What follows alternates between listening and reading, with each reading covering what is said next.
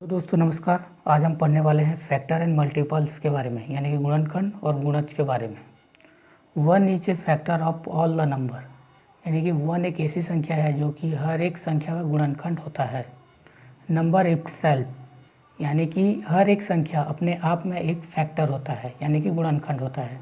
Number of factor fix होता है, यानी कहने का मतलब यह है कि चाहे जितना बड़ा या छोटा संख्या हो उसका फैक्टर फिक्स होगा।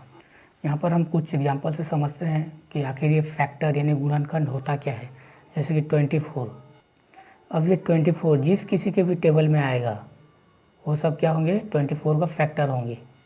तो 1 24 जा 24, 2 इंटू 12 इक्वल टू 24, 3 8 जा 24, 4 6 जा 24। यानी कि 24 किस किस के टेबल में आ रहा है, 1 के टेबल में 24 आ रहा है, 2 के टेबल में 24, 3 के टेबल में 24, 4 के टेबल में 24। अगर हम इसको ऐसे घुमा कर भी लिखेंगे तो 24 1 जा 24 होगा, 12 2 जा 24, 8 3 जा 24, 6 4 जा 24।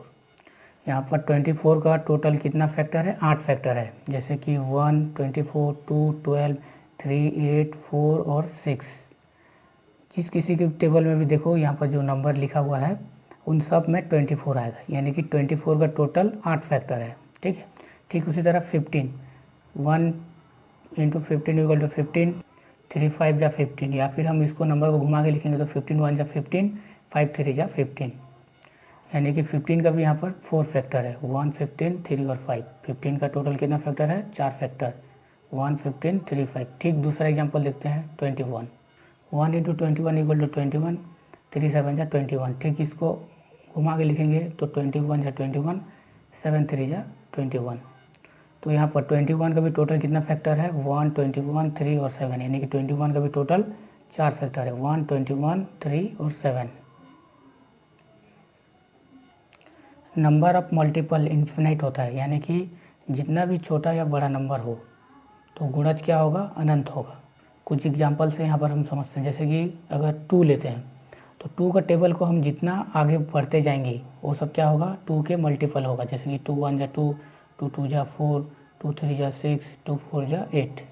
2 का टेबल को जितना बार आगे बढ़ते जाएंगे वो सब 2 का मल्टीपल होंगे, यानी कि मल्टीपल इन्फिनाइट होता है। ठीक उसी तरह 6 6 1 जा 6, 6 2 जा 12, 6 3 जा 18, 6 4 जा 24।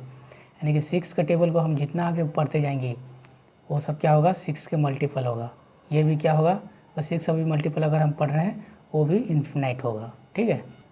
फैक्टर आर इक्वल टू और लेस देन द नंबर, यानी कि चाहे कोई भी संख्या हो उसका फैक्टर उसी नंबर के इक्वल समान होगा या फिर छोटा होगा, कभी बड़ा नहीं हो सकता। जैसे कि यहाँ पर 24 से हर नंबर छोटा है, यानी कि 24 का जो भी फैक्टर है, जैसे कि 1 24 2 12 3 8 4 6, ये सब जो 24 का फैक्टर है वो सब क्या हो रहा है, उसके इक्वल हो रहा है या फिर उससे छोटा हो रहा है। ठीक इसी तरह 15 में भी देखो 1 15 3 5, 15 के इक्वल है या फिर उससे छोटा है। ठीक 21 का भी 1 21 3 7, 21 का इक्वल है या फिर 21 से छोटा है।